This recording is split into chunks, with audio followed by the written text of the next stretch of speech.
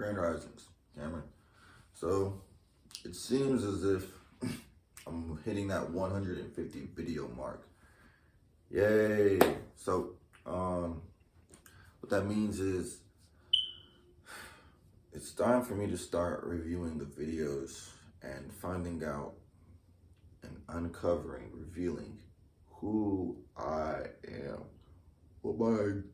what my identity consists of, what characteristics, what traits.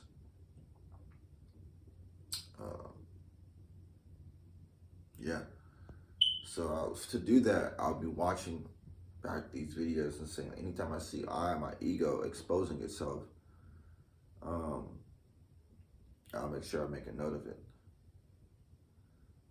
So for instance, in that statement, so I'll make sure. So I'm someone who makes sure of things.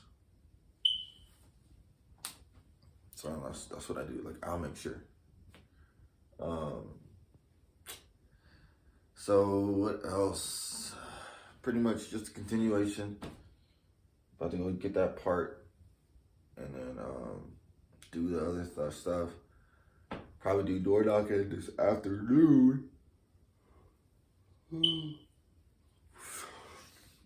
Still got plenty more to go.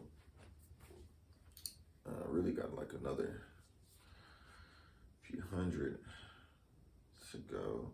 And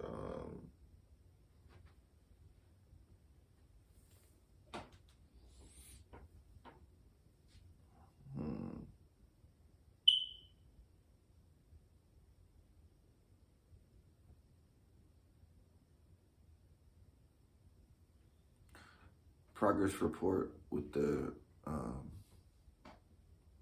condo I'm closing on with my buyer. I got the seller to give us a blank check for all of the repairs that are necessary to be made in the unit. And I talked to my buyer. He was like, he was after the inspection, he was saying he was kind of flip-flopping or wishy-washy on whether he even wanted the property anymore because it does need repairs. So I explained to him that after he got the inspection, this would be time for more negotiations for whatever it needed to be taken care of, which that's why I got him a blank check. And it seems like the seller just wants to sell it. And my buyer, now the real question is, does he feel capable of buying something that does need a little bit of work, like getting a new window installed, getting a sliding door installed, getting a air handler put in, air compressor, stuff like that. The issue is him listening to his stepdad, who's telling him, "Oh, it's gonna take $20,000 to fix up this property. You've been in there, Cameron. You've seen the place," and he was there during the inspection. And at the end of the day, that's not our problem. If it takes $20,000, you don't own this house. They own this house. If they want to sell it, they'll do what's necessary to sell it. He's like, "Oh, well," so he's putting that bug in his ear, it'll take you $20,000, you buy that place, you have to spend all this money fixing it up and doing this and that. And that's just people who have lack of experience and history and the skills that I don't have as a professional are giving him advice also, which is conflicting with my advice as a professional, because he's not licensed. He doesn't know what he's talking about. Well, I'm on the other hand, I'm like, hey, look, I do this all the time. I think about these things. I'm confident in my negotiation abilities. I'm working with the seller listing agent, and you told me what you wanted to do, so I'm doing this on your behalf. So it's that type of influence, that negative influence, is always something that happens. It's like at any point during one of these transactions, it always seems like everything's gonna fall apart from before it all comes together, because usually someone who doesn't have experience or is quote unquote trying to protect somebody, which more than likely that is their intention, but the expression of the actions they're taking are misguided because they don't have the experience of going through the process or going through it. So they usually lead people off course, which is what's happening.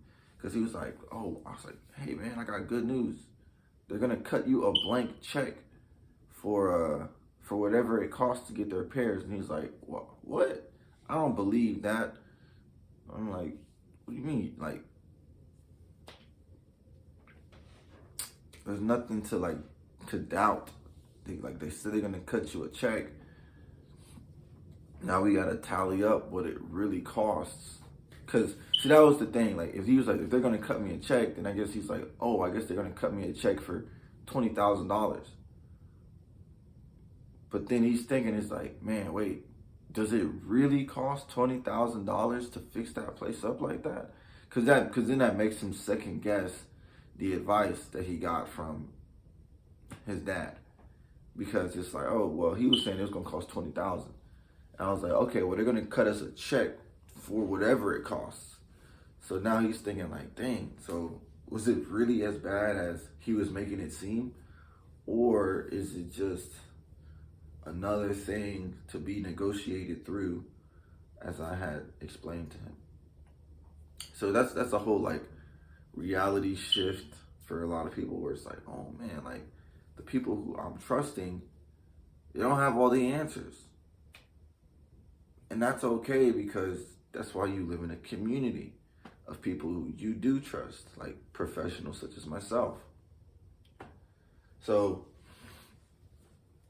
nevertheless, it's just one more bump in the road. Whether or not he buys it or not, hopefully he can make the right decision. Now, if he's saying something like he doesn't feel capable of being able to manage the money and the contractors, so he's not going to buy for that reason, I can understand that. Because it's not everyone has those capabilities like me. Oh,